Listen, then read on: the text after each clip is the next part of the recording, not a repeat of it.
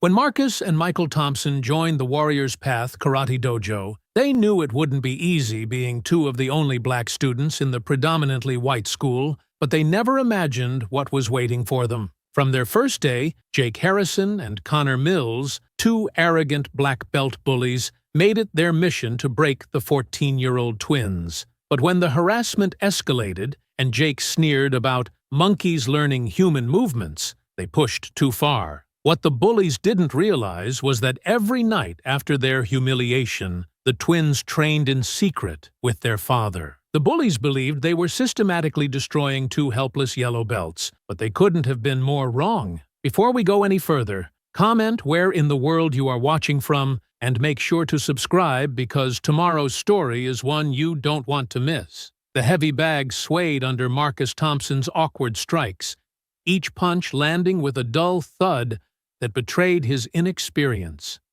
Sweat beaded on his forehead as he struggled through the combination their instructor had demonstrated. Jab, cross, hook. His timing felt off, his stance uncertain. Beside him, his twin brother Michael practiced the same sequence, their movements mirroring each other with the unconscious synchronization that had marked them since birth. When Marcus shifted his weight, Michael did too. When Michael adjusted his guard, Marcus followed suit without thinking. "Yellow belts, over here," called Sensei Robert Mitchell from across the Warriors Path Karate Dojo. The 50-year-old instructor moved between students with practiced authority, his black belt worn soft from years of use. Time to work on basic stances. The dojo occupied a corner unit in Millbrook's Eastgate Shopping Plaza, its mirrored walls reflecting the late afternoon sun streaming through tall windows. 20 students filled the space, most wearing white G's with colored belts marking their progress. The Thompson twins stood out, not just as two of only 3 black students in the school, but as the newest members, having earned their yellow belts just 2 weeks ago after 3 months of white belt training. Marcus and Michael moved to the designated area, their identical movements drawing subtle stares from other students. At 14, they shared the same height, the same athletic build from playing basketball, and the same determined expression that masked their nervousness in this predominantly white space. "Horse stance. Hold for 1 minute," Sensei Mitchell instructed. The twins dropped into position, thighs burning as they maintained the wide-legged squat. Around them, more experienced students moved through advanced forms with fluid precision that highlighted just how new the brothers were to martial arts. "Look at the twins," Jake Harrison's voice carried from across the room where he practiced with other black belts. The 17-year-old's tone held amusement that made Marcus's shoulders tense, like watching 2 monkeys trying to figure out human movements. Connor Mills snickered beside him. "Maybe they'll learn faster if we throw them some bananas." The words hit Marcus like physical blows. His stance wavered, and immediately Michael's did too, their connection betraying his brother's reaction. Several other students had heard the comments, their eyes darting between the twins and the black belts with uncomfortable awareness. Sensei Mitchell, standing less than 10 feet away, continued his instruction as if nothing had happened. "Keep those backs straight, yellow belts. Power comes from proper foundation." Michael's jaw clenched, his hands forming fists at his sides. Marcus felt his brother's anger as if it were his own, their twin bond amplifying every emotion. When one of them hurt, both did. When one felt humiliated, the shame doubled. "Time for sparring drills," Sensei Mitchell announced, clapping his hands twice. "Partner up with someone near your skill level." Marcus wiped his sweaty palms on his GI pants and looked around for another yellow belt. But Jake Harrison was already approaching them with that same predatory smile. "Fresh meat," Jake said, his voice pitched for his friend's amusement. "Let's see what these two can actually do." "We should partner with other yellow belts," Michael said quietly, his usual analytical approach trying to find a way out. "Don't worry," Connor Mills joined them, his black belt a stark contrast to their yellow ones. "We'll teach you some real techniques, unless you'd rather go back to whatever you learned on the streets." The casual racism in his tone made Marcus's vision blur with anger. He started to step forward, but Michael's hand caught his arm, their twin awareness preventing a confrontation that would only make things worse. "Bow to your partner," Sensei Mitchell instructed from across the room. Marcus found himself facing Connor, while Jake positioned himself opposite Michael. The twins exchanged a quick glance, a wordless communication that had served them since childhood. Stay calm. Stick together. Survive this. "Light contact only," Sensei Mitchell called out. "This is about technique, not power." The sparring began, and immediately Marcus knew they were in trouble. Connor's first kick, allegedly pulled at the last second, caught him solidly in the ribs with enough force to drive the air from his lungs. The impact sent him stumbling backward, his inexperienced footwork making recovery impossible. "Oops," Connor said with theatrical concern. "Guess these yellow belts are even softer than they look." On the adjacent mat, Michael was experiencing the same treatment. Jake's light contact punches were landing with precision that spoke of deliberate targeting. When Michael tried to counter with one of the basic combinations they'd learned, Jake easily deflected it and responded with a sweep that sent Michael crashing to the mat. "Stay down there," Jake said, not offering to help. "That's where you belong anyway." Michael pushed himself up, embarrassment and fury warring in his expression. Marcus felt every bit of his brother's humiliation, their connection making the abuse doubly painful. The sparring continued for 10 more brutal minutes. Both twins accumulated bruises while Jake and Connor maintained their facade of instruction, their comments growing bolder as Sensei Mitchell remained conspicuously focused on other students. "Maybe your daddy should have signed you up for basketball instead," Connor panted after landing another accidental elbow to Marcus's shoulder. "Stick to what your people are good at." "We're not quitting," Marcus said through gritted teeth, tasting blood from a split lip. "We'll see about that," Jake replied, helping Michael up from another hard takedown with unnecessary roughness. "This dojo has standards." As the session finally ended, the twins gathered their gear in pained silence. Both were limping slightly, their yellow belts a stark reminder of how outmatched they'd been. Around them, other students avoided eye contact, the discomfort in the room palpable. "Good work today," Sensei Mitchell announced to the class. "Remember, martial arts builds character through discipline and respect." The irony wasn't lost on either twin. As they headed for the exit, Marcus noticed Jake and Connor talking quietly near the equipment rack, their voices just audible enough to catch fragments. "Won't last another month? Daddy's probably in prison anyway. Should stick to their own kind of places." Michael's step faltered, and Marcus felt his brother's control slip. Before either could react, their father's pickup truck pulled into the parking lot, the familiar rumble of the diesel engine announcing David Thompson's arrival. Outside, they tried to arrange their faces into neutral expressions, but their identical injuries told a story that would be hard to explain. David Thompson climbed out of his truck, his construction-hardened frame moving with the efficiency of a man who'd served 8 years in the Army before starting his family. His dark eyes immediately catalogued his son's disheveled appearance, the careful way they moved, the forced casualness of their postures. "How was class?" he asked, his voice carrying the authority that had commanded respect from subordinates and co-workers for 2 decades. "Fine," both boys replied in perfect unison, their twin synchronization intact, even in deception. David studied them for a long moment, his gaze lingering on Marcus's split lip and Michael's reddened forearms. "Learn anything useful?" "Yeah," Marcus said, sharing a look with his brother that carried volumes of unspoken communication. "We learned a lot." 3 weeks passed, and the pattern became as predictable as it was painful.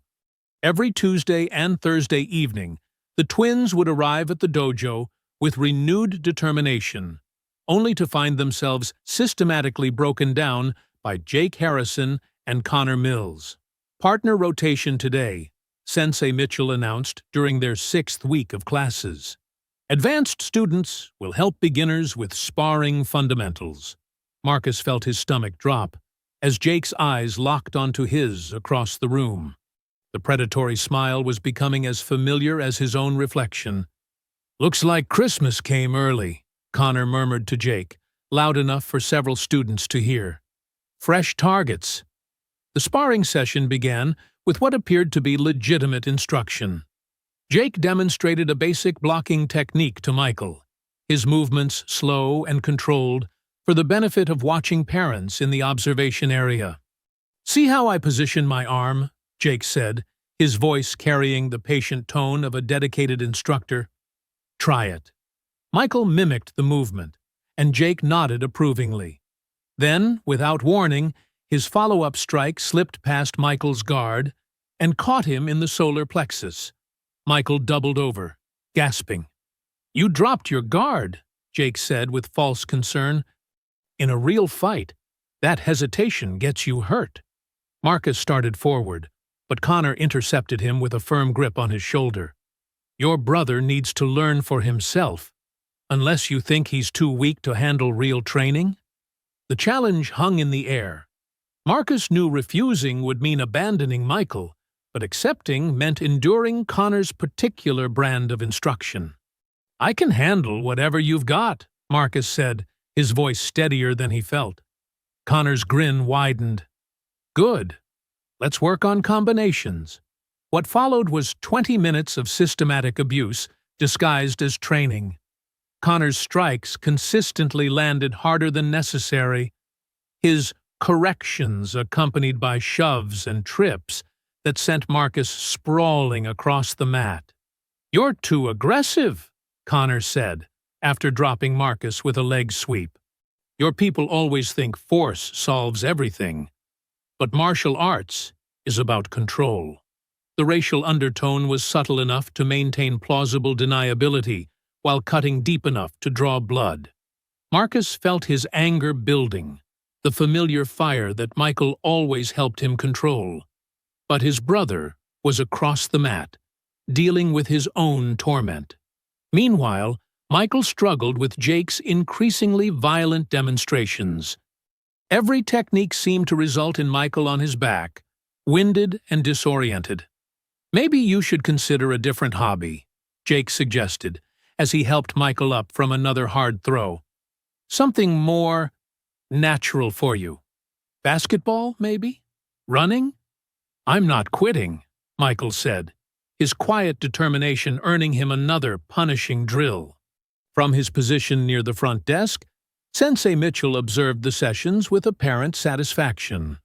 When concerned parents asked about the intensity of training, he spoke about building character through adversity. "Traditional martial arts aren't for everyone," he explained to one mother whose son had requested to switch partners. "We maintain high standards here." After class, the twins sat in their father's truck, ice packs pressed against various injuries. The silence stretched between them, filled with shared frustration and growing desperation. "Dad's going to notice eventually," Michael said finally, adjusting the ice on his bruised ribs. "We tell him we're learning," Marcus replied. "Which is true." "Learning what? That we don't belong here?" Marcus turned to study his brother's profile. Despite being twins, their reactions to adversity had always differed. Marcus burned hot and fast, while Michael internalized everything until it consumed him from within. "We belong anywhere we want to be," Marcus said firmly. "They don't get to decide that for us. Tell that to my ribs." 2 days later, David Thompson made an unexpected decision. Instead of dropping the boys off at the dojo entrance, he parked and walked them inside, claiming he wanted to observe a class. The twins exchanged nervous glances as their father settled into the small seating area reserved for parents. David's presence immediately altered the atmosphere. His military bearing and obvious protectiveness creating a buffer the boys hadn't experienced in weeks. "Mr. Thompson," Sensei Mitchell approached with professional courtesy. "Nice to see a parent taking interest in their children's training." "Always interested in my boys' education," David replied, his tone neutral but his eyes sharp as they surveyed the room. That evening's class proceeded differently. Jake and Connor maintained their roles as senior students, but their comments became more subtle, their physical contact more carefully controlled. The racial undertones remained, but delivered with surgical precision designed to avoid detection by adult observers. "Good effort today," Jake told Michael after a particularly brutal grappling session. "You're really improving. Your father must be proud of how well you're adapting to our environment." The word adapting carried unmistakable meaning, but delivered with such apparent sincerity that David, watching from across the room, saw nothing but encouragement. Connor employed similar tactics with Marcus, offering praise laced with condescension. "You're getting better at taking direction. It's good to see you learning your place in the hierarchy." After class, David spoke briefly with Sensei Mitchell about the boys' progress. "They're dedicated students," the instructor said. "Natural athleticism, but they need to understand that martial arts is about more than physical ability. It's about fitting into a structured environment." "They're good kids," David replied. "Been raised to respect authority and work hard." "I can see that. With the right guidance, they'll find their proper level here." The phrase "proper level" resonated with subtle implications that sailed past David's awareness, but struck both twins like physical blows. During the drive home, David expressed satisfaction with what he'd observed. "Looks like you boys are getting good training in there. That Mitchell fellow runs a tight ship." "Yes, sir," both boys replied, their synchronized response masking the bitter irony of their father's approval. "Those older students seem helpful too. Good to see experienced kids taking newcomers under their wing." Marcus stared out the passenger window, watching familiar streets blur past.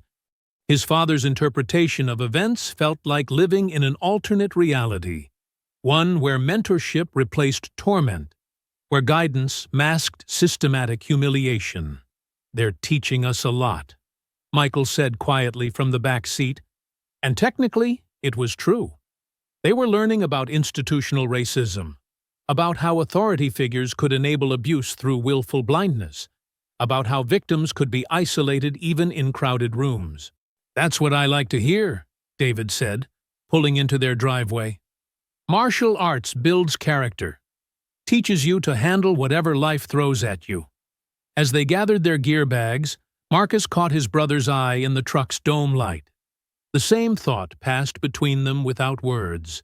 They were handling what life threw at them, but not in the way their father imagined. That night, lying in their shared bedroom, the twins finally spoke openly about their situation. "It's not getting better," Michael whispered in the darkness. "I know. What if we told Dad the truth?" Marcus considered this. Their father had always taught them to fight their own battles, to never run from challenges, to earn respect through perseverance. How could they explain that the system itself was rigged against them? "He wouldn't believe it," Marcus said finally. "He saw Mitchell tonight, saw Jake and Connor. Everything looked normal to him.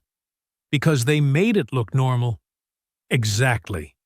And if we complain, we look like quitters, like we can't handle real training." Michael was quiet for so long that Marcus thought he'd fallen asleep. Then his brother's voice came through the darkness, carrying a resolve that matched Marcus's own burning determination. "Then we get better, strong enough that they can't hurt us anymore." "How? They're black belts. We just got our yellow belts." "I don't know yet," Michael admitted, "but there has to be a way." Outside their window, the suburban street lay peaceful under streetlights, a picture of the American dream their parents had worked so hard to achieve. Inside the room, two 14-year-old boys planned their survival in a war their father couldn't see and their instructors refused to acknowledge. The 8th week of classes began like all the others, with Marcus and Michael gathering their gear while their father finished his coffee in the kitchen. David had been working overtime on a commercial project, his exhaustion evident in the dark circles beneath his eyes. "You boys need a ride home tonight?" he asked, checking his watch. "I might be able to swing by after my meeting with the electrical contractor." "We can walk," Marcus said quickly. The last thing they needed was their father witnessing another session of disguised abuse. "It's getting dark earlier now," David pointed out. "I don't mind picking you up." "Really, Dad, we're fine," Michael added. "The fresh air helps us cool down after training." David studied them for a moment, then nodded. "All right, but call if you change your minds." At the dojo, the evening began with basic forms practice. The twins had been working on their techniques at home, using online videos to supplement their limited instruction, and their improvement was noticeable. "Time for partner drills," Sensei Mitchell announced. "Today we're working on defensive techniques against multiple attackers." The exercise was designed for advanced students, but somehow the twins found themselves selected as demonstration partners. Jake and Connor volunteered to show proper technique, their eagerness raising red flags that went unnoticed by their instructor. "The key is staying mobile," Jake explained to the watching class as he and Connor circled the twins. "When outnumbered, you can't plant your feet and trade punches." What followed was a master class in sanctioned violence. Under the guise of demonstrating defensive principles, Jake and Connor subjected the twins to a sustained assault that left them both bloodied and disoriented. "See how they're trying to back up?" Connor called out as he swept Michael's legs, sending him crashing to the mat. That's exactly what not to do. Natural instincts don't work in real martial arts. Marcus tried to help his brother up, but Jake intercepted him with a knee strike that doubled him over. "Focus on your own survival first," Jake instructed the class while grinding Marcus's face into the mat. "Can't help your partner if you're on the ground where you belong." The demonstration continued for 15 brutal minutes. Every time one twin tried to recover, the other was targeted, keeping both off balance and unable to mount any effective defense. "Some people just aren't cut out for this level of training," Jake added, helping Michael up with a grip that left finger-shaped bruises on his arm. As class ended, the twins gathered their gear with practiced stoicism. Their bodies ached, their pride was shattered, but they'd survived another session. Outside the dojo, they were surprised to see their father's pickup truck pulling into the parking lot. David's contractor meeting had ended early, and he'd decided to surprise them with a ride home. Through the large front windows, he could see Jake and Connor laughing with other students near the equipment rack. Their voices carried clearly through the glass. "Did you see how fast they went down?" Connor was saying. "Like they've never been in a real fight before." "Probably learned everything they know on the streets," Jake replied. "No discipline, no technique, just wild swinging like animals." David's blood turned to ice as the racial implications hit him. Then his sons emerged from the building. Even in the parking lot's dim lighting, the extent of their injuries was impossible to miss. Marcus's lip was split and swollen, his GI torn at the shoulder. Michael moved with the careful gait of someone nursing bruised ribs. David's military training kicked in immediately. He'd seen enough injured soldiers to recognize systematic abuse. "Get in the truck," he said quietly, his voice carrying controlled fury. At home, under the harsh kitchen lights, the full extent of their injuries became undeniable. "How long?" he asked. "Dad, it's not," Marcus began. "How long?" David repeated, his command voice cutting through deflection. "Since the beginning," Michael said quietly. "Since our first day." The story poured out, 8 weeks of systematic brutalization, while David praised their character building. "The instructor saw all this?" he asked. "He was right there," Marcus said. "But when you visited, they made everything look normal." David paced to the window, his reflection showing a man wrestling with decisions that would define his family's future. "What do we do?" Michael asked. David was quiet for a moment, his mind working through options with military precision. Then he made his decision. "We give them one chance to make this right. I'll speak to Mitchell tomorrow." "What if he doesn't listen?" Marcus asked. David's smile held no warmth. "Then we handle it ourselves." That night, David retrieved a heavy bag and focus mitts from his garage. If the system wouldn't protect his sons, he'd give them the tools to protect themselves. The next evening, David walked into the dojo with purposeful stride. Sensei Mitchell looked up from the front desk with professional courtesy that quickly shifted to concern. "Mr. Thompson, what can I do for you? We need to talk about my sons and what's been happening in your classes." Mitchell's face remained neutral, but something flickered in his eyes. "Of course. Let's step into my office." As they walked toward the back, Jake and Connor looked up from their warm-ups, their expressions shifting from arrogance to concern. Everything was about to change. David followed Sensei Mitchell into the cramped office behind the front desk, his eyes taking in the framed certificates, tournament photos, and motivational posters that decorated the walls. Everything about the space projected authority and tradition, exactly the kind of environment that could hide systematic abuse behind a veneer of respectability. "Please, have a seat," Mitchell said, settling behind his desk with the casual confidence of a man who'd handled difficult parents before. "What seems to be the concern?" David remained standing, his construction-hardened frame filling the small space with barely contained tension. "My sons have been getting beaten up in your classes for 2 months. Systematically harassed, targeted with racial comments, and physically abused by your black belt students." Mitchell's expression shifted to practiced concern. "Mr. Thompson, I understand training can be intense, especially for newer students. But what you're describing doesn't sound like the program we run here. Jake Harrison and Connor Mills have been using my boys as punching bags," David continued, his voice steady but dangerous. "Under your supervision, in front of other students, and you've done nothing to stop it." "Those are serious allegations," Mitchell replied, leaning back in his chair. "Jake and Connor are exemplary students from respected families. They've been training here for years." The emphasis on respected families wasn't lost on David. "Are you saying my sons are lying?" "I'm saying young people sometimes misinterpret firm instruction as harassment.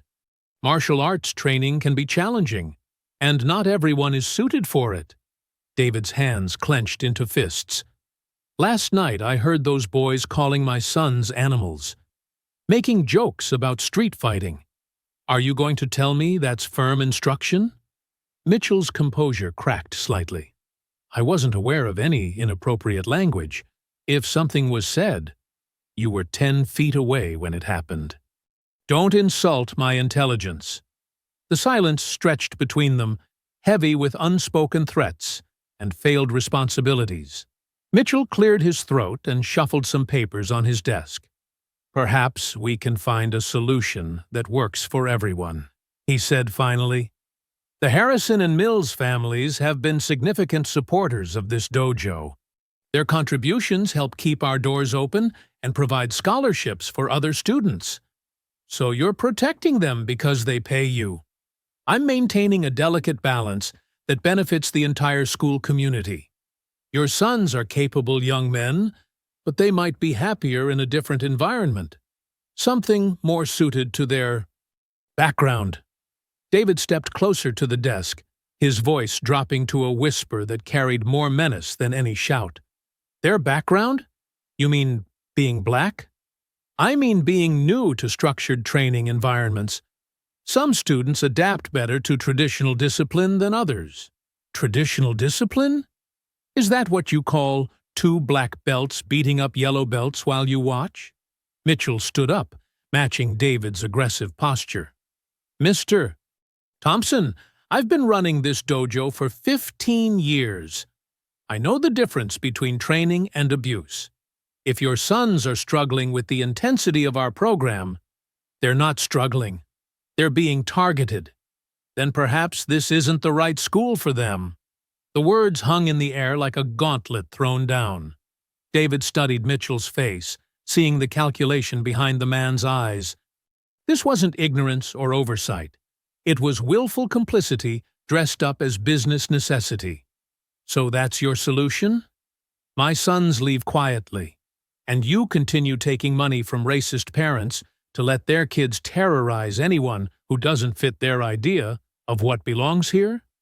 I'm trying to find a practical resolution to a difficult situation." David turned toward the door, then paused. "You have until tomorrow night to fix this. Transfer those boys to different classes. Discipline them publicly. Make it clear that harassment stops now, whatever it takes. And if I don't," David's smile was arctic, "then I handle it my way." Outside the office, the evening class was beginning. Through the doorway, David could see his sons warming up with other students, their movements still careful from the previous night's injuries. Jake and Connor were across the room, their body language relaxed and confident. Meanwhile, inside the office, Mitchell sat back down heavily, his mind racing through the implications of David's ultimatum. The Harrison and Mills families contributed over 30% of the dojo's revenue through monthly fees, private lessons, and equipment purchases. Losing them would mean cutting programs, laying off staff, possibly closing entirely. But David Thompson had the look of a man who meant exactly what he said. Back at the Thompson house, the twins sat at the kitchen table working on homework while their father was at the dojo. Both boys kept glancing at the clock, anxiety building as the minutes ticked by. "What do you think he's going to say?" Michael asked, his pencil tapping nervously against his math textbook. "Whatever needs saying," Marcus replied, but his own tension was evident in the way he gripped his pen. "What if it makes things worse?" Marcus looked up from his history assignment. "How could they get worse? They're already trying to break us. They could actually break us, or get us kicked out. Maybe that wouldn't be the worst thing." Michael stared at his brother. Despite their twin connection, sometimes Marcus's willingness to burn bridges surprised him. "You want to quit? I want to be somewhere we're not treated like garbage every day, but I also want to prove we belong wherever we choose to be. Those two things might not be compatible. Then we make them compatible." The front door opened, and both boys looked up as their father entered. David's expression was grim, his military bearing more pronounced than usual. "How did it go?" Marcus asked. David hung his keys on the hook by the door and joined them at the table. Mitchell's more concerned about his donors than his students. He basically admitted he knows what's happening and doesn't plan to stop it. "So what now?" Michael asked. David was quiet for a moment, studying his sons' faces. These boys had inherited his stubborn streak and their mother's moral compass. They wouldn't back down from a fight, especially one that involved fundamental questions of dignity and respect. Now we prepare for the possibility that talking won't solve this problem. "What does that mean?" Marcus asked, though something in his father's tone suggested he already knew. "It means if the system won't protect you, I'll teach you to protect yourselves." "Really protect yourselves?" Michael felt a chill of anticipation mixed with fear. "Are you talking about fighting?" "I'm talking about survival. About making sure nobody ever puts their hands on you again without consequences." That night, David cleared space in the garage and hung the heavy bag he'd retrieved from storage. The twins watched as their father transformed the mundane workshop into something that looked more like a training facility. "Your mother doesn't need to know about this yet," David said, as he tested the bag's stability. "This stays between us until we see how things play out at the dojo."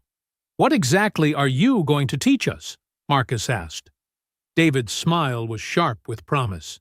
"Everything I learned in 8 years of military combat training.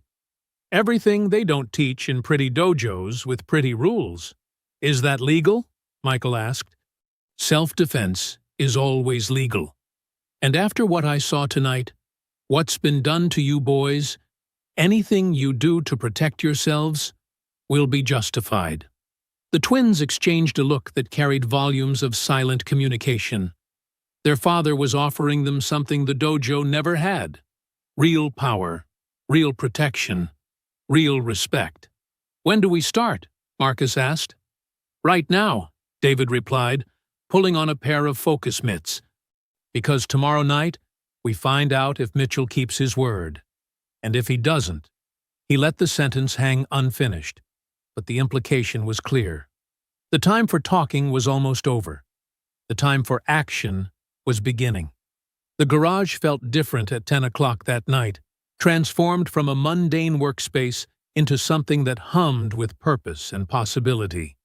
David had moved his truck outside and rearranged tools and equipment to create an open training area. The heavy bag hung from a reinforced beam, swaying slightly in the cool evening air. "First lesson," David said, wrapping his hands with cloth strips. "Everything you've learned at that dojo is designed to make you predictable. Traditional stances, traditional combinations, traditional responses. In a real fight, predictable gets you hurt." Marcus and Michael stood side by side, still wearing their school clothes, unsure of what to expect from their father's version of martial arts instruction. "Dad, we're not trying to hurt anyone," Michael said carefully. "We just want them to leave us alone." David's laugh was humorless. "Son, they've been hurting you for 2 months. This isn't about starting fights. It's about ending them quickly when they start with you." He demonstrated a basic stance that looked nothing like what they'd learned at the dojo. Lower, more mobile, hands positioned for striking rather than blocking. In the Army, we didn't have time for fancy forms or elaborate techniques. We learned to neutralize threats efficiently and move on. That's what I'm going to teach you. For the next hour, David ran them through drills that emphasized speed, aggression, and targeting vulnerable areas. No ritualized sparring, no pulled punches, no concern for tournament rules. "Hit the solar plexus, the throat, the knees," he instructed, holding focus mitts for Marcus to strike. "Don't worry about looking pretty. Worry about making sure the other guy can't continue." The twins adapted quickly, their natural athleticism and months of basic training providing a foundation that David built upon with military precision. More importantly, they began to understand the mental shift their father was teaching, from defensive victims to aggressive defenders. "The next time that Connor kid grabs you," David told Marcus, "you don't try to escape the grip. You use it to get closer and hit him where it counts." "What if we get in trouble?" Michael asked. "For defending yourselves against documented bullies? Let them try to explain that to your mother."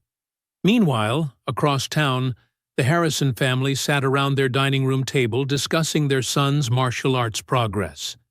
Richard Harrison, a successful insurance executive, took pride in Jake's advancement through the belt ranks and his position as one of the dojo's senior students. "Sensei Mitchell mentioned there might be some issues with newer students," Richard said, cutting into his steak. "Something about cultural differences affecting training dynamics." Jake nodded, keeping his expression neutral. "There are these twin kids who started a few months ago. They're having trouble adapting to the discipline." "What kind of trouble?" his mother asked. "They get frustrated easily. Sometimes they don't show proper respect to senior students. Mitchell's been working with them, but they might not be a good fit for traditional martial arts." Richard frowned. "That's unfortunate, but not everyone is suited for the kind of character building that real martial arts provides." "Exactly," Jake agreed. "Some people just aren't cut out for it." The conversation continued in this vein, with Jake carefully crafting a narrative that positioned himself and Connor as patient mentors dealing with difficult students. His parents listened with the satisfaction of people whose worldview was being confirmed. Some families understood discipline and respect, while others simply didn't. Back in the Thompson garage, the training session was intensifying. David had moved beyond basic strikes to combination attacks and defensive counters. "They're going to try to use their size and belt rank to intimidate you," he said, circling the twins with predatory focus. "But size means nothing if you're faster and more aggressive than they expect." He demonstrated a sequence that involved closing distance, striking multiple targets, and creating space for follow-up attacks. The movements were brutal in their efficiency, designed to overwhelm rather than out-technique an opponent. "This isn't about being better martial artists than they are," David explained. "It's about being better fighters. There's a difference." Marcus threw a combination that landed solidly on the focus mitts, the impact resonating through the garage. For the first time in months, he felt powerful rather than helpless. "That's it," David encouraged. "Now add the knee strike we practiced. Don't give them time to recover." Michael's progress was equally dramatic. His analytical nature helped him understand the tactical principles behind each technique, while his suppressed anger provided the emotional fuel to execute them with conviction. "Remember," David said as they finished for the night, "this training stays between us. At the dojo, you act the same as always. Don't let them know what you're learning here." "How long do we keep pretending?" Marcus asked. David's smile was sharp with anticipation. "Until the right moment presents itself. And trust me, it will." The next evening at the dojo, the twins returned to their usual routine of enduring harassment and systematic abuse. But something fundamental had changed in their bearing. They still took the hits, still absorbed the insults, but their reactions were different. More controlled, more calculating. "You're getting better at taking punishment," Connor observed after a particularly brutal sparring session. "Maybe you're finally learning your place here." Marcus met his eyes steadily. "We're learning a lot." Jake noticed the change too. "They seem less reactive tonight," he mentioned to Connor during a water break. "Usually they get more frustrated as the session goes on." "Maybe they're finally giving up," Connor replied. "About time." But giving up was the furthest thing from the twins' minds. As they endured another night of disguised torture, they were mentally cataloging their tormentors' fighting styles, identifying weaknesses, planning responses they couldn't yet execute. Sensei Mitchell, meanwhile, was growing increasingly uncomfortable with the situation. David Thompson's ultimatum weighed heavily on his mind, but the financial realities of running the dojo made meaningful change seem impossible. After class, he pulled Jake and Connor aside. "I need you boys to be extra careful with the Thompson twins," he said quietly. "Their father made some complaints, and I don't want any unnecessary attention on our training methods." "What kind of complaints?" Jake asked. "The usual parent concerns about intensity." "Nothing serious, but we need to be smart about how we handle things." Connor's eyes narrowed. "Are you saying we should go easy on them?" "I'm saying we need to be more subtle. Make sure everything looks like legitimate training if anyone's watching." The two teenagers exchanged a look that spoke volumes. They understood the game being played. Maintain the abuse, but improve the optics. It was a challenge they were eager to accept. As the twins gathered their gear after class, they could feel the shift in atmosphere. Their tormentors were adapting, becoming more careful, but no less committed to their campaign of harassment. "They're going to be more careful now," Michael observed during the walk home. "Good," Marcus replied.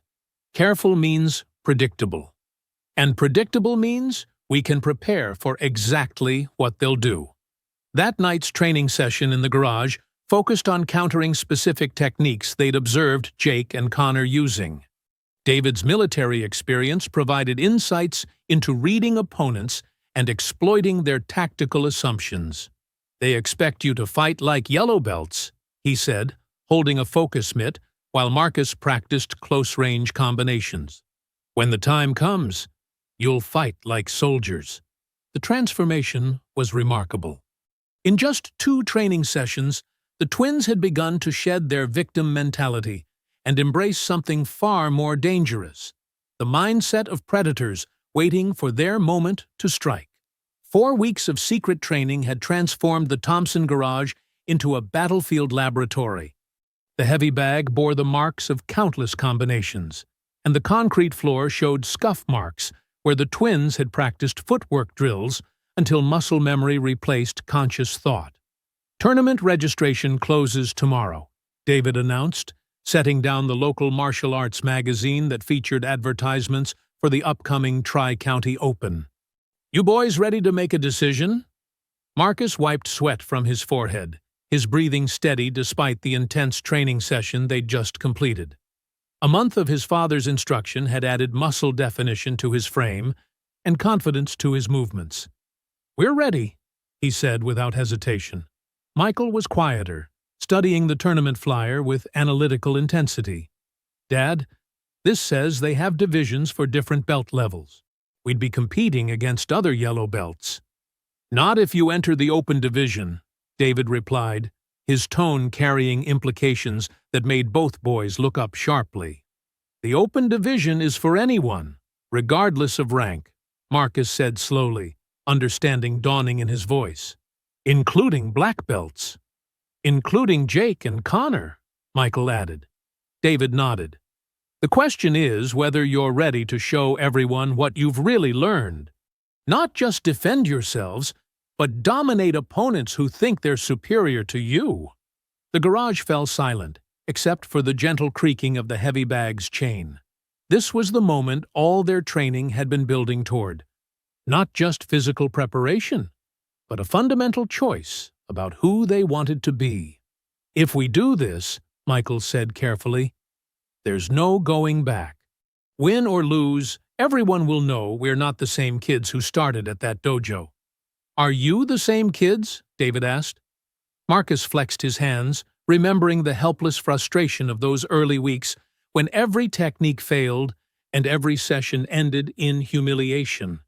"No, we're not." "But what if we lose?" Michael pressed. "What if 4 weeks of training isn't enough to beat kids who've been doing this for years?" David's smile was fierce with paternal pride. "Son, they've been doing karate for years. You've been learning to fight. There's a difference." Later that night, the twins found themselves alone in their shared bedroom, wrestling with the moral complexity of their situation. "This feels wrong," Michael said quietly. "All the lying, the secret training, the planning for revenge.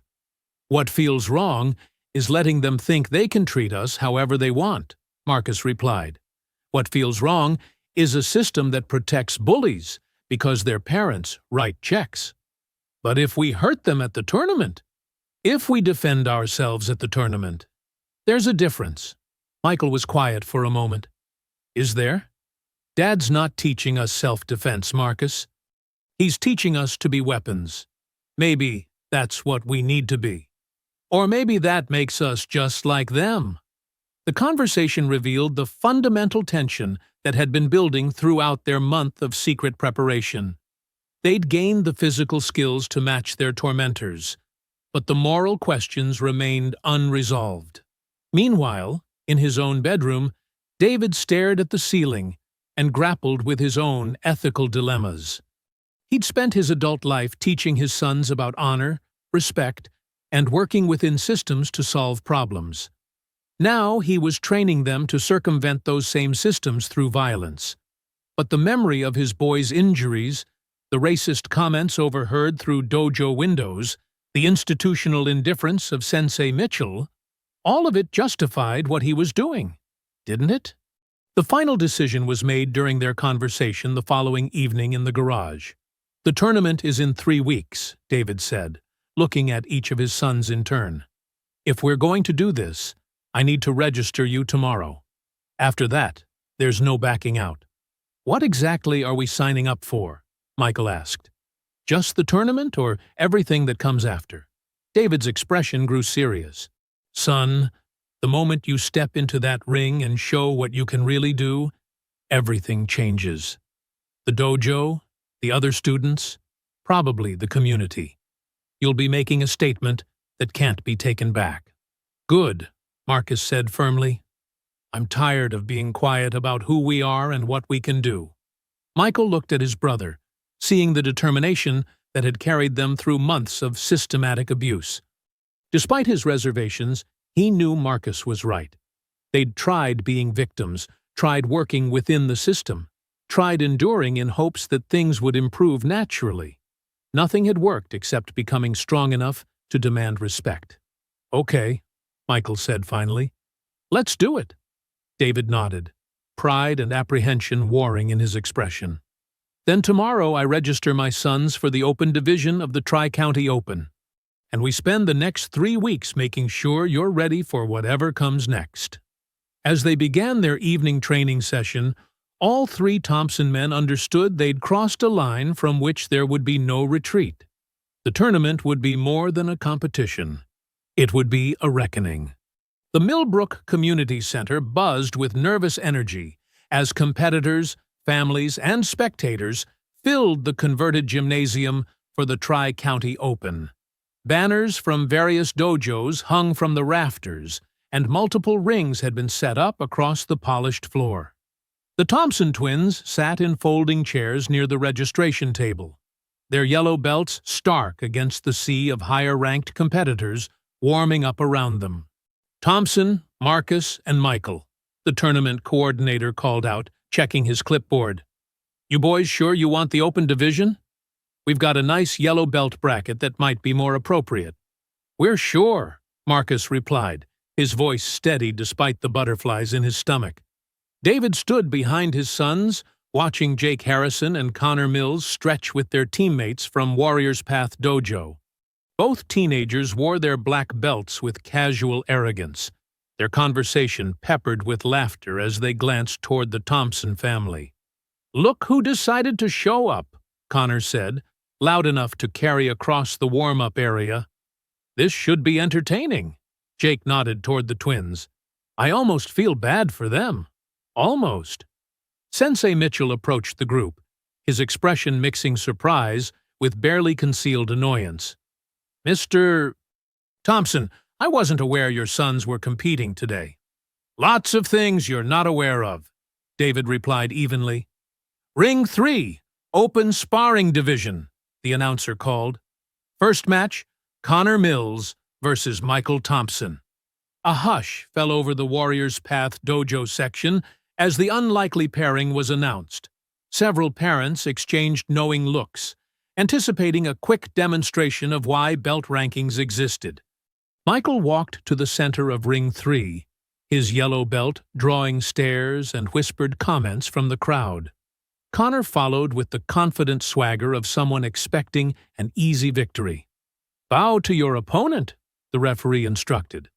Michael's bow was respectful, but not subservient. Connor's was perfunctory, almost mocking. Fighters ready? Begin! Connor immediately launched into an aggressive combination, expecting to overwhelm his opponent with superior technique and experience. His first kick whistled through empty air as Michael sidestepped with fluid precision that shouldn't have been possible for a yellow belt. The counterattack came faster than anyone expected. Michael closed distance with explosive speed, landing a sharp punch to Connor's solar plexus that doubled him over. Before Connor could recover, Michael followed with a knee strike that caught him in the ribs, driving the air from his lungs. Point, Thompson, the referee called. Connor's face went white with shock and humiliation. This wasn't possible. Yellow belts didn't score against black belts, especially not with such clinical precision. Connor reset, his casual arrogance replaced by desperate aggression. He launched another attack, throwing wild combinations fueled by panic and embarrassment. Michael absorbed the initial strikes on his guard, then countered with surgical precision. A hook to the body followed by an uppercut that snapped Connor's head back. The black belt stumbled backward, his nose bleeding, his eyes wide with shock and growing rage. Point, Thompson. Match, Thompson. Connor stood frozen in the center of the ring, his face cycling through disbelief, humiliation, and burning fury. His mouth opened and closed wordlessly as the reality of his defeat sank in. When the referee raised Michael's hand in victory, Connor's composure finally cracked. "This is impossible," he shouted, his voice cracking with emotion. "He's a yellow belt. This doesn't make sense." Meanwhile, Marcus was called to Ring 2 for his match against Jake Harrison. The older boy's confidence had evaporated watching his friend's humiliation, replaced by barely controlled panic. "This won't happen to me," Jake hissed as they faced off, his voice shaking with desperation. "I've been doing this since I was 8 years old." "Good for you," Marcus replied calmly. The match began with Jake employing frantic aggression, throwing everything he had learned in years of training. But Marcus had learned patience during those weeks of systematic abuse, and he waited for his moment. When Jake committed to a high kick, Marcus ducked under and drove an elbow into his opponent's exposed ribs. The impact was audible throughout the gymnasium, and Jake's scream of pain carried clearly to the shocked spectators. Before Jake could recover, Marcus grabbed his off-balance opponent and threw him with a hip toss that sent the black belt crashing to the mat with bone-jarring force. "Point, Thompson!" Jake struggled to his feet, tears of rage and humiliation streaming down his face. The crowd was openly buzzing now, parents and competitors trying to process what they were witnessing. The second exchange was brief and devastating. Jake came forward with wild, desperate strikes. Marcus countered with surgical precision, a straight punch to the throat, followed by a sweep that sent Jake tumbling. "Point, Thompson! Match, Thompson!" Jake lay on the mat for several seconds, his body shaking with sobs of pure humiliation.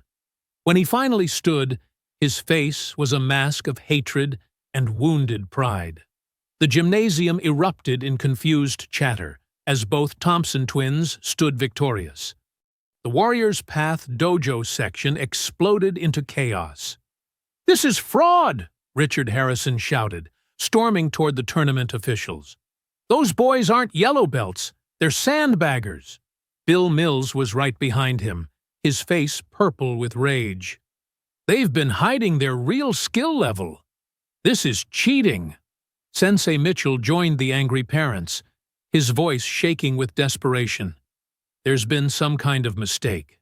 These boys couldn't even defend themselves 2 months ago. Someone's been coaching them illegally." "They're ringers," Richard continued, jabbing his finger toward the twins. "Professional fighters pretending to be beginners. I demand an investigation." The tournament director, a patient man in his 60s, tried to calm the situation. "Gentlemen, I've seen the boys' registration. They're legitimately ranked yellow belts from your own dojo." "Then they lied about their experience," Bill Mills snarled. "No yellow belt fights like that. It's impossible." Meanwhile, Jake and Connor stood together near their dojo's seating area, their humiliation complete and public. Both teenagers were fighting back tears of rage, their carefully constructed image of superiority shattered in front of everyone they knew. "This isn't over," Jake whispered, his voice hoarse with emotion. "They made us look like fools, in front of everyone." "They cheated somehow," Connor replied, his hands clenched into fists. "Yellow belts don't fight like that. It's not possible." David Thompson approached the agitated parents and officials, his expression dangerously calm. "Is there a problem here?" "Your sons are frauds," Richard Harrison accused, pointing at the twins. "They're not yellow belts. This whole thing is a setup." "They earned their yellow belts at your dojo," David replied evenly. 2 months ago, in front of your instructor." "Then someone's been training them illegally," Bill Mills shouted. "No beginner develops skills like that." "Maybe your sons just aren't as good as you thought they were," David said, his voice carrying quiet menace. The accusation hit like a physical blow. Both fathers recoiled, their faces flushing with renewed anger at the suggestion that their sons, their perfect, superior sons, had been legitimately defeated by kids they considered inferior. "We know what we saw," Richard snarled. "Those boys humiliated Jake and Connor on purpose, made them look weak and stupid." "Maybe because Jake and Connor are weak and stupid," Marcus said quietly, appearing beside his father. The words struck like lightning. Jake Harrison let out a strangled cry of rage and started toward Marcus, but tournament security quickly intervened. "That's enough," the tournament director announced. "The matches were fair and legitimate. The results stand." As the twins collected their victory certificates and prepared to leave, the atmosphere remained charged with dangerous emotion. The systematic humiliation of Jake Harrison and Connor Mills had created enemies who would not forgive or forget. The Thompson family was walking toward the exit when Jake and Connor broke away from their parents and approached from behind. Their faces were streaked with tears of rage and humiliation, their movements desperate and uncontrolled. "Hey!" Jake called out, his voice cracking with emotion. Marcus and Michael turned around, still riding the high of their victories. They saw two defeated bullies approaching, but failed to recognize the dangerous desperation in their eyes. "You think you're so smart," Connor snarled, closing the distance. "Think you proved something today?" "We proved we're better than you," Marcus replied, his confidence making him careless. It was exactly what Jake and Connor needed to hear. Their humiliation reached a breaking point, and all pretense of sportsmanship evaporated. Connor threw a wild punch at Michael's head, while Jake lunged at Marcus with a vicious tackle. Both twins went down hard, caught completely off guard by the cheap shots. The crowd erupted in shocked screams as Jake and Connor began raining down punches on the fallen boys, their months of frustrated anger finally exploding into violence.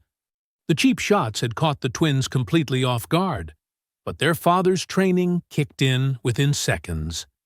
Marcus rolled away from Jake's wild punches and came up in a fighting stance, while Michael absorbed Connor's initial strikes and countered with a devastating uppercut that sent the black belt staggering backward. "You want a real fight?" Marcus snarled, his tournament composure replaced by raw fury. "Let's go!" What followed was nothing like the controlled sparring they'd just won. This was street fighting, brutal and unforgiving, with months of suppressed rage finally exploding into violence. Marcus caught Jake with a combination that split his lip and bloodied his nose, while Michael systematically dismantled Connor with the kind of precise strikes their father had drilled into them during those secret training sessions. "Stop! Stop!" the tournament director shouted, but his voice was lost in the chaos as spectators scrambled away from the expanding brawl.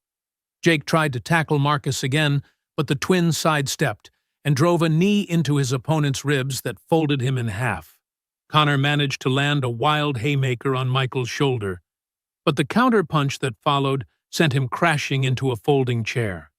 Security guards finally reached the melee, grabbing all four fighters and forcibly separating them. Jake and Connor were both bloodied and battered, their black belts torn and stained with their own blood. The twins, while breathing hard, showed significantly less damage despite being jumped from behind. "What happened here?" the tournament director demanded, his face red with anger and embarrassment.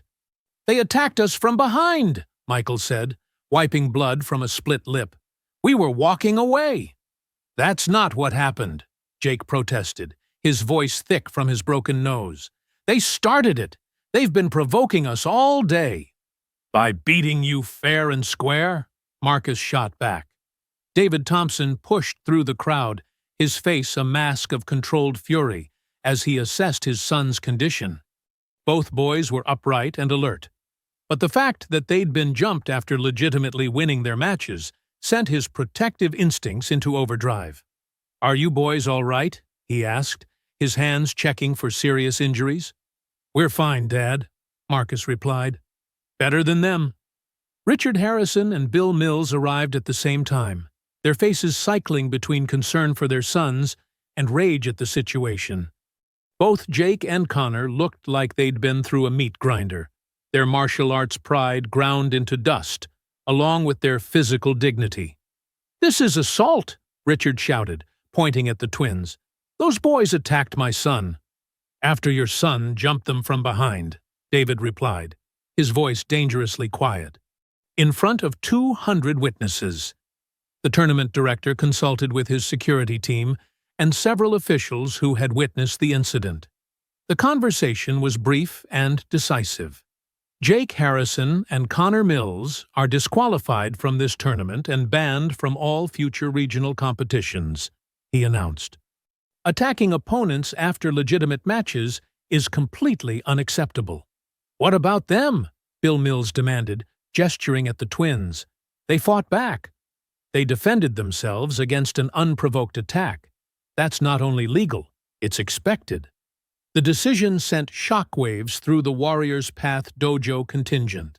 Their star students weren't just defeated. They were disgraced, banned, and humiliated in front of the entire martial arts community. "This is outrageous," Sensei Mitchell protested. "There must be some mistake." "The only mistake was allowing those boys to represent your school," the tournament director replied coldly. "Perhaps you should reconsider your training methods." As EMTs checked the injured fighters, the scope of the damage became clear. Jake had a broken nose, split lip, and what appeared to be bruised ribs. Connor sported a black eye, multiple facial lacerations, and was favoring his left arm. Both would need medical attention. The twins, by contrast, had suffered minor injuries despite being jumped from behind. Their father's training had not only prepared them to win fair fights, but to survive and dominate unfair ones. "We should press charges," Richard Harrison said to his wife, who had arrived with the other parents.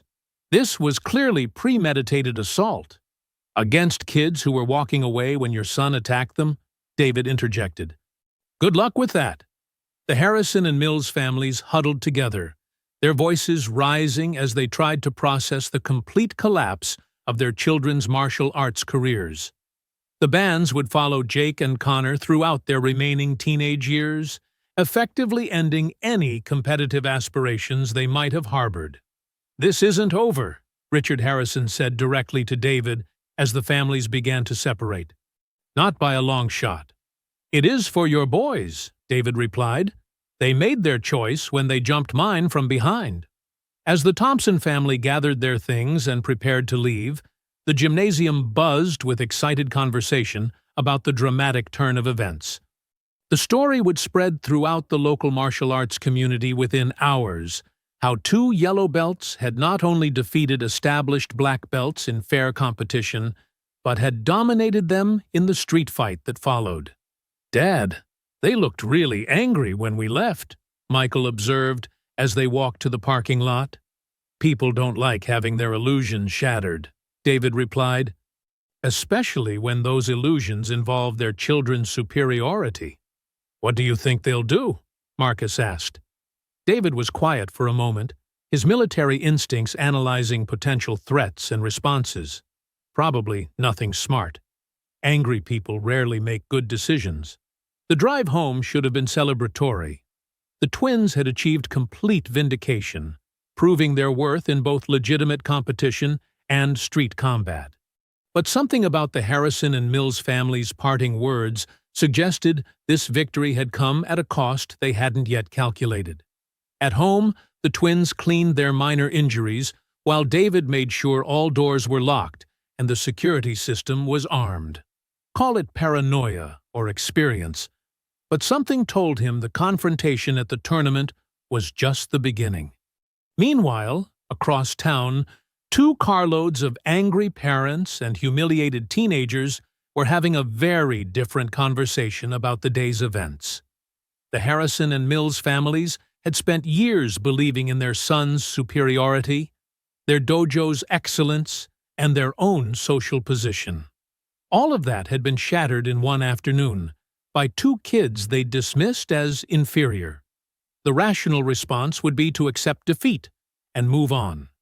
But rational responses required rational people, and the families gathered in the Harrison living room were far from rational. "We can't let this stand," Richard Harrison said, pacing his expensively furnished living room. "Our boys were humiliated, banned, destroyed in front of everyone we know." "It's not fair," Connor mumbled through his swollen lips. "They cheated somehow. Yellow belts don't fight like that." "Exactly," Bill Mills agreed. "There's something wrong with this whole situation. Something that needs to be corrected." As the evening wore on, their anger crystallized into something more dangerous than disappointment. It became a plan that involved following the Thompson family home and having a more private conversation about respect and consequences. By 10 o'clock that night, 2 cars were parked at the end of the Thompson street, their occupants watching the house and planning their next move. The Thompson house sat quietly in the suburban darkness, its windows glowing with warm light that spoke of family dinners and homework sessions. David had just finished checking the locks one final time when the doorbell rang at 10:47 p.m. "Who could that be at this hour?" Lisa Thompson asked from the kitchen, where she was finishing the dishes. David peered through the front window and saw 2 men standing on his porch under the outdoor light. Richard Harrison and Bill Mills, both still wearing the clothes they'd worn to the tournament, both radiating barely controlled aggression. "Stay inside," David told his wife, his voice carrying the calm authority that had served him well in the military. "Take the boys to their room." "What's wrong?" Lisa asked, immediately sensing the tension in her husband's posture. "Nothing I can't handle. Just do what I said." The doorbell rang again, more insistently this time, followed by heavy knocking that echoed through the house. David opened the door, but left the security chain engaged, creating a 4-inch gap through which he could see his unexpected visitors. "Evening, gentlemen. Little late for a social call, isn't it?" "We need to talk," Richard Harrison said, his voice tight with controlled fury. "About what happened today, and what your boys did to ours. Your boys attacked mine from behind after losing fair fights. What's to discuss?" "Open the door, Thompson," Bill Mills demanded, stepping closer to the entrance. "We're not having this conversation through a crack. Actually, we're not having this conversation at all. It's nearly 11 o'clock. You're on my property uninvited, and you're clearly agitated. Time to leave." David started to close the door, but Richard Harrison shoved his shoulder against it, preventing it from shutting completely. "Do you have any idea how much money we've invested in our boys' training?" Richard snarled through the gap. 7 years of lessons, tournament fees, equipment, camps, thousands of dollars, and your boys destroyed it all in one afternoon. Your money bought you nothing but entitled bullies. That's not my problem. Jake was being recruited by college programs, Bill Mills interjected, his voice rising with desperation. Full scholarships were being discussed. Now he's banned from competition until he's 18. Maybe he should have thought about that before jumping my son from behind. Your boys are the ones who should be banned, Richard shouted. They're frauds, sandbaggers. Yellow belts don't fight like that. My boys earned their victories fair and square. Your boys earned their bans by being poor sports and worse fighters. The men on the porch exchanged glances, their frustration building as David refused to be intimidated or drawn into their preferred confrontation. We want compensation, Bill Mills said suddenly. Financial compensation for what your boys cost our families. David's laugh was harsh and humorless. Compensation? For what? Teaching your kids that bullying has consequences? For destroying years of investment? For ruining their futures? Their futures were ruined the moment they decided to target my boys. I just helped speed up the process. Open this door, Richard demanded, his patience finally exhausted. We're going to settle this properly. We are settling it properly. Properly means you leave my property before I call the police. Call them, Bill Mills shouted. We'll tell them about your boys' illegal training, about how you turned them into weapons. Go ahead. I'll tell them about months of racial harassment your boys inflicted on mine. See which story they find more compelling." David unhooked the security chain and stepped out onto the porch, closing the door behind him. The two fathers immediately spread out, flanking him in what they clearly thought was an intimidating formation. "You think you're tough because you were in the army?" Richard sneered. "Think that makes you better than us?" "I don't think anything. I know I raised better sons than you did." "Our sons are champions," Bill Mills protested. "They worked for years to earn their rank. Your sons are bullies who couldn't handle losing to kids they thought were beneath them. All that training, all that money, and they still got beaten by yellow belts." The words hit like physical blows. Both men's faces flushed with renewed rage as the full scope of their humiliation sank in. "You ruined them," Richard said, his voice dropping to a dangerous whisper. "Years of work, gone. College opportunities, gone. All because you couldn't teach your boys to know their place." "Their place?" David's voice carried deadly quiet. "And where exactly is that?" "You know damn well where," Bill Mills said, stepping closer. The racial undertone was finally out in the open, ugly and unmistakable. David's military training kicked in as he assessed the tactical situation. Two civilians, clearly emotional, obviously inexperienced in real combat.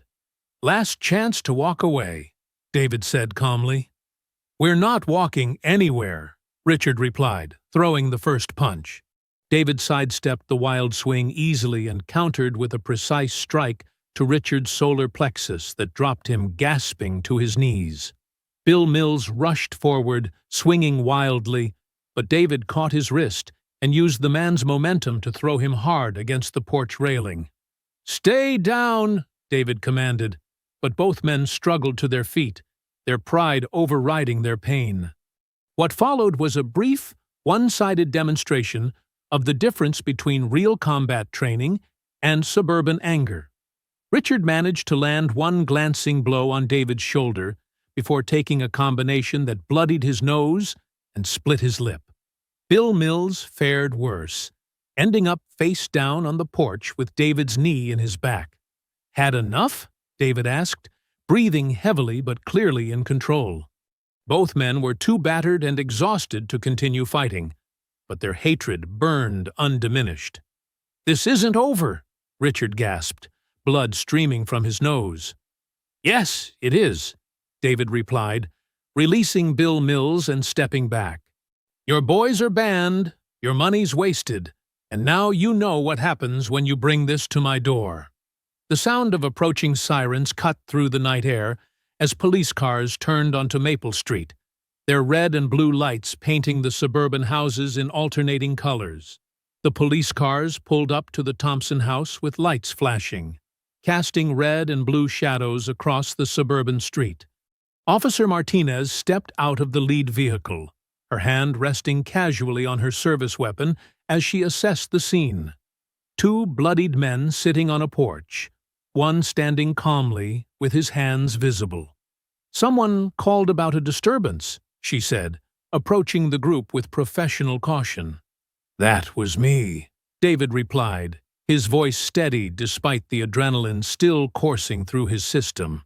"These men came to my property making threats after 11 p.m. When I asked them to leave, they attacked me." "That's not what happened," Richard Harrison protested, struggling to his feet while holding a tissue to his bleeding nose. "He assaulted us. We came here to talk, and he jumped us." Officer Martinez looked at the scene with experienced eyes. David Thompson stood relaxed, but alert, showing minimal signs of physical confrontation. The two other men were clearly worse for wear, with injuries consistent with being on the losing end of a fight. "Sir, what's your name?" she asked David. "David Thompson. This is my house, my property. These men are Richard Harrison and Bill Mills. They showed up uninvited, refused to leave when asked, and became physically aggressive. We have every right to seek answers," Bill Mills interjected, his voice thick with pain and anger. His boys destroyed our children's futures today. Years of training, thousands of dollars, all wasted because of what they did. What exactly did they do? Officer Martinez asked, pulling out her notepad. They attacked our sons at a martial arts tournament, Richard said. Beat them up in front of hundreds of people. David's laugh was humorless. My sons won legitimate matches against their boys in fair competition. Then their boys jumped mine from behind afterward. Security footage will confirm everything. Officer Martinez's partner, Officer Johnson, had been speaking with neighbors who had emerged to investigate the commotion. He approached the group with additional information. Neighbors confirmed they heard shouting and saw these two men approach the house aggressively, he reported. Mrs. Patterson across the street says she saw them push against the door when the homeowner tried to close it. They were trespassing, David said calmly. I asked them to leave multiple times. When they refused and became physical, I defended myself. Defended himself? Richard's voice cracked with indignation. Look at us. Look at what he did. Officer Martinez studied both injured men, then looked at David's relatively unmarked appearance.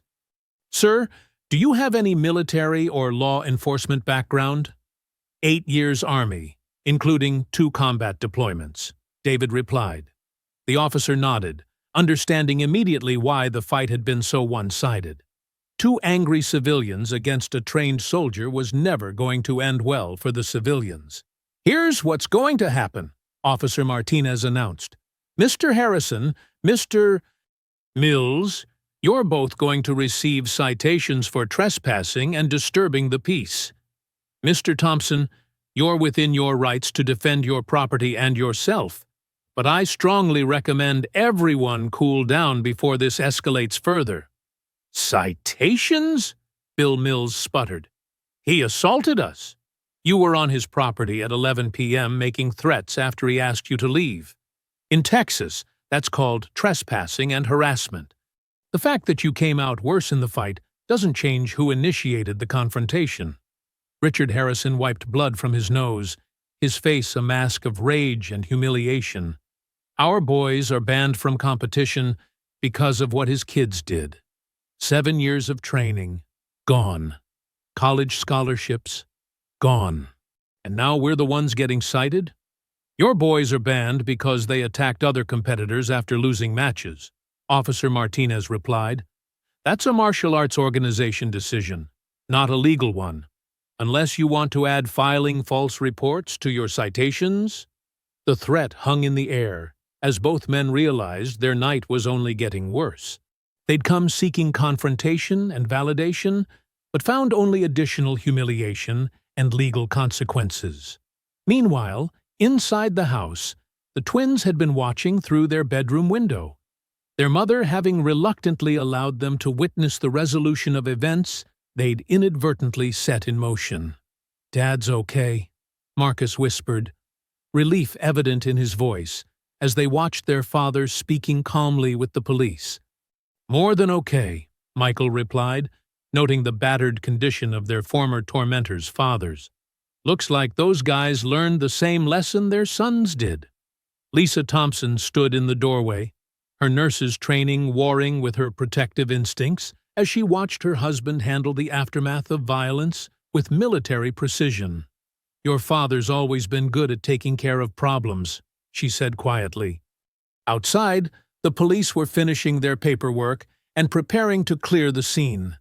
The 2 injured fathers sat in the back of separate patrol cars, their citations being processed while they received basic medical attention for their injuries. Mr. Thompson, Officer Martinez said, approaching David as the situation wound down. You handled yourself well tonight, but I'd recommend installing security cameras and maybe varying your family's routine for a while. People like this sometimes hold grudges. Already planned on it, David replied. Thank you for responding so quickly. Just doing our job. And Mr. Thompson? Your boys did good today. Sometimes bullies need to learn that actions have consequences. As the police cars pulled away, taking Richard Harrison and Bill Mills to face booking and citations, David stood on his porch surveying the quiet suburban street. The confrontation he'd been expecting since the tournament was over resolved decisively in favor of his family. The twins emerged from the house, their faces mixing relief with residual adrenaline from the night's events. "Is it over, Dad?" Michael asked. David looked at his sons, both stronger, more confident, and more capable than they'd been just months ago. They'd faced systematic bullying, overcome institutional indifference, and emerged victorious against opponents who'd considered them inferior. "It's over," he said firmly. "They know now that you boys aren't victims, that our family isn't going to be pushed around. And most importantly, they know that actions have consequences." Marcus nodded, understanding the deeper lesson their father was teaching. "We don't start fights, but we finish them." "Exactly. But we also don't go looking for trouble. Tonight was about them bringing trouble to us." "That's different." As they headed inside, David took one last look at his quiet neighborhood. Tomorrow there would be paperwork to file, security systems to install, and probably difficult conversations with school administrators and tournament officials. But tonight, his family was safe. His sons had learned the value of standing up for themselves, and two bullying fathers had discovered that their children weren't the only ones who could face consequences for their actions. The lesson was complete, the victory total, and the transformation of the Thompson twins from victims to victors absolutely final. 6 weeks after the tournament, the Warriors Path dojo sat empty except for Sensei Robert Mitchell, who was packing equipment into cardboard boxes with the methodical resignation of a man watching his life's work crumble around him. The investigation had been swift and thorough. The Regional Martial Arts Association had interviewed students, parents, and tournament witnesses, creating a damning picture of systematic harassment enabled by an instructor who prioritized donor money over student safety. Mitchell's teaching certification had been revoked, and the dojo's charter with the national organization permanently suspended. 30 families canceled their memberships in 2 weeks, Mitchell muttered to himself, as he wrapped his black belt collection in tissue paper. 15 years of building this place. Gone. The financial reality had been brutal. Without the Harrison and Mills families' substantial monthly contributions, and with parents pulling their children en masse after learning about the harassment scandal, the dojo couldn't meet its lease payments. The landlord had been sympathetic but firm. Businesses that generated negative publicity weren't welcome in his shopping center. Meanwhile, across town at the newly opened Integrity Martial Arts Academy, the Thompson twins were demonstrating techniques to a group of younger students. The new dojo, run by a former Marine named Master Chen, had attracted many of the families who'd fled Warriors Path after the scandal broke. "Remember, martial arts is about protecting yourself and others," Marcus explained to an 8-year-old white belt who was struggling with a basic block. "It's never about hurting people who can't defend themselves." "That's right," Master Chen added, watching the twins work with their students. "These young men understand what real martial arts means. Strength used to protect, not to bully." The twins had advanced rapidly under Master Chen's guidance, earning their orange belts within a month of joining the new school. More importantly, they'd found their place as respected senior students who helped newer members adapt to training without fear of harassment. "I heard Jake Harrison is working at his dad's insurance office now," Michael mentioned during a break between classes. "Connor Mills is doing online school instead of going back to Millbrook High." "Good," Marcus replied without malice. "Maybe they'll learn something useful." The ripple effects of the tournament had extended far beyond the martial arts community. Richard Harrison's insurance business had lost several clients after word spread about his late-night confrontation at the Thompson house. Bill Mills had been passed over for a promotion at his law firm. his professional reputation tarnished by the police citations and associated publicity. At Millbrook High School, the story had become legend. The Thompson twins, once seen as quiet newcomers, were now known as the brothers who'd taken down the town's martial arts bullies and exposed corruption at the most established dojo in the area.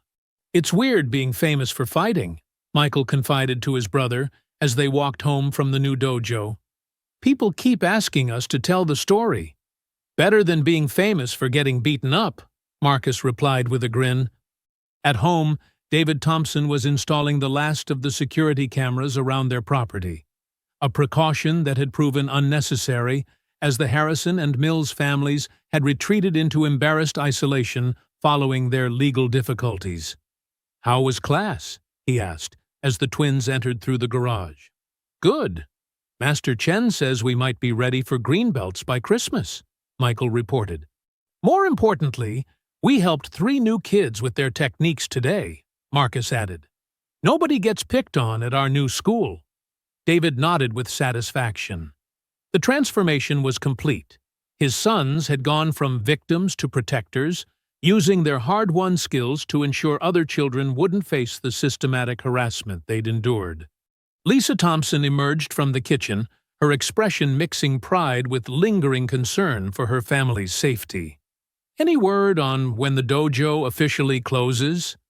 "End of the month," David replied. "Mitchell's been trying to sell his equipment, but most schools won't touch anything associated with his program."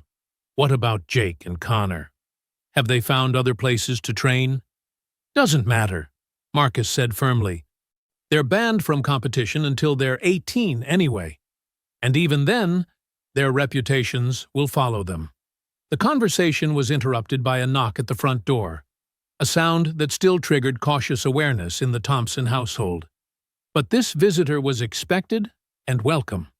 Master Chen stood on the porch holding a manila envelope and wearing the kind of smile that suggested good news. "I wanted to deliver these personally," he said, handing the envelope to David. "Official certificates for Marcus and Michael's Orange Belt promotions, plus something extra." Inside the envelope were the belt certificates, along with letters of recommendation for a youth leadership program run by the State Martial Arts Association. "They want the boys to help train instructors in anti-bullying techniques," Master Chen explained. "Apparently, their story has gotten attention at the state level. Other schools want to learn how to prevent what happened at Warrior's Path." The twins exchanged glances, their silent communication as strong as ever. After months of being targets, they were being asked to help protect others from similar experiences. "We'd be honored," Michael said, speaking for both of them.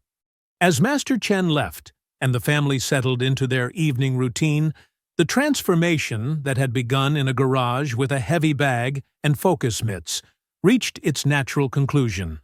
The Thompson twins hadn't just learned to defend themselves, they'd become leaders, examples of how victims could become protectors through determination and proper training. "You boys proud of what you've accomplished?" David asked, as they sat around the dinner table. "Proud we didn't quit," Marcus replied. "Proud we proved we belonged wherever we choose to be," Michael added.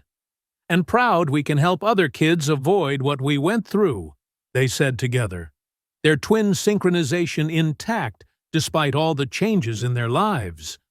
Outside, Millbrook continued its quiet suburban existence, but the power dynamics that had once seemed fixed and permanent had been completely rewritten. The bullies had been exposed and defeated, the corrupt instructor had lost everything, and 2 young men who'd once been considered easy targets were now respected leaders in their community.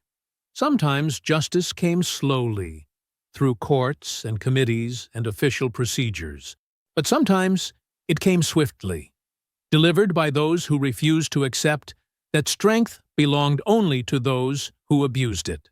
The Thompson twins had learned both lessons well, and they would carry them forward for the rest of their lives. I hope you enjoyed that story. Please like the video and subscribe so that you do not miss out on the next one. In the meantime, I have handpicked 2 stories for you that I think you will enjoy. Have a great day.